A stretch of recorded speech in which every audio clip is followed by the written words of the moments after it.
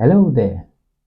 I know there are certain seasons in life that one go through that it seems like you're waiting on God, and it seems like everything you know of, when you've once touched God, you've had experiences with God, and it's like it's no more there. There are seasons like that, and you're like, God, what's happening? Right now, I've learned that actually God is waiting on us. Actually, God is waiting on us. When are we going to step up? You see, you know the story of David, when he went to um, give his brothers food and he saw the Philistines were, harassing the children of Israel. You know the long story.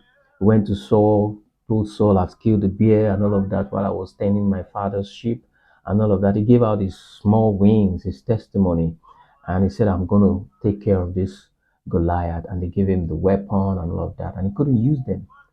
So here's the lesson. He had to go back to what he was used to. He had to go back to the 5 stones, the sling, what he was used to, what works for him. He went back to those implements, those instruments, and he defeated Goliath. So you don't need the sophistication. You don't need the weapon of armory and all of that to conquer a battle. You need to retire and go back to what works for you. You need to retire and go back to the place, the secret place, the prayer, the things that you do before that seems to make you touch God, because there are no side effects to waiting on God. You keep pressing, you keep staying there. The things that worked for you, you pray in tongues, you worship, you sing. Those things that work for you, you don't have to look for the lights, the glamour, the shades, the things that people are doing now that seems like in vogue to be a Christian, to be a believer. Go back to the things that worked for you. He said, no, I don't need all of this armor and all of that. He went back to the 5 stones, the sling, the things he was used to. He went back to those things and he could defeat Goliath. Why? Because he knew God was counting on him. The situation that has forced us to want to look at the things that are in vogue.